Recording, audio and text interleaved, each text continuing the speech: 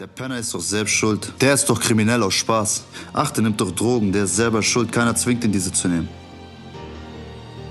Das sind Sachen, die ich sehr oft höre, wenn es um eine bestimmte Randgruppe von Menschen geht. Doch hast du dir nicht schon einmal die Frage gestellt, wieso diese Menschen das machen? Meist steckt ein großer Schicksalsschlag dahinter. Viele der Menschen, die sich ein Urteil darüber bilden, würden keinen einzigen Tag in den Schuhen dieser Menschen überleben. Weißt du, was es heißt, in Armut zu leben und keinen anderen Ausweg außer die Kriminalität zu sehen?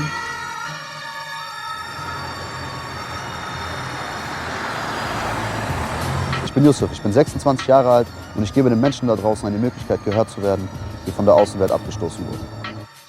Der 26-Jährige möchte unerkannt bleiben. Der Fokus liege auf den Menschen im Bahnhofsviertel, nicht auf ihm. Es sind Geschichten von Obdachlosen, Süchtigen und Prostituierten. Geschichten über ihr Leben, ohne Filter, ohne Drehbuch. Ja, ich habe eine echt beschissene Kindheit gehabt. Meine Eltern sind auch heroinabhängig. Ich habe mich hier immer so aufgehoben gefühlt, wie als wenn es hier eine Familie wäre. Deswegen bin ich hier hängen geblieben.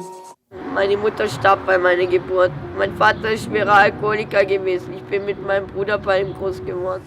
Ich wurde adoptiert mit 12 Monaten. Ich wurde von meiner Großmutter fast zu Tode geschüttelt. Ich war grün und blau. Das steht in den Akten. Mit 16 hast du Akteneinsicht beim Jugendamt. Das steht auch jedem Adoptivkind zu. Ich bin kein Kind mehr, aber in meinem Herzen, innen drinne, bin ich immer auf der Suche nach denjenigen gewesen, die mich gezeugt haben. Mit seinem YouTube-Kanal Die Stimme der Straße will Yusuf Menschen eine Plattform bieten, die am Rande der Gesellschaft leben. Über 150 Videos hat er bereits veröffentlicht. Sie werden tausendfach geklickt. Ja, du wirst ja gleich von Anfang an verurteilt. Ja, du bist schon drinne, verstehst du? Weil wir sind schon drinne und deswegen werden wir auch nie rauskommen. Yusuf will zeigen, dass hinter jeder Sucht ein Schicksal steckt, dass kaum jemand ohne Grund hier ist. Seine Videos sollen warnen. Wenn ich hier durchs Bahnhofsviertel laufe, sind 100 Menschen, mit denen ich Videos drehen könnte. Aber am Abend gehe ich dann manchmal mit 1, 2 Videos nach Hause. Weil ich der Meinung bin, dass nur die und die Person auch wirklich eine Geschichte zu erzählen hat, um andere Leute davon fernzuhalten. Ja? Weil hier sind auch viele Leute, die hier unterwegs sind leider und das Ganze noch als Spaß sehen und als Spiel. Ja? Und noch nicht aufgewacht sind. Und da finde ich es auch ein bisschen gefährlich, denen eine Plattform zu geben. Hey Jesse, ist alles okay bei dir? Willst du was trinken, Jesse? Es scheint fast so, als sei Yusuf selbst ein Teil dieses Viertels.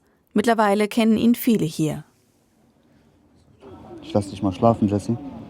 Wenn du mich später siehst und Hunger hast oder so, sag mir Bescheid, okay?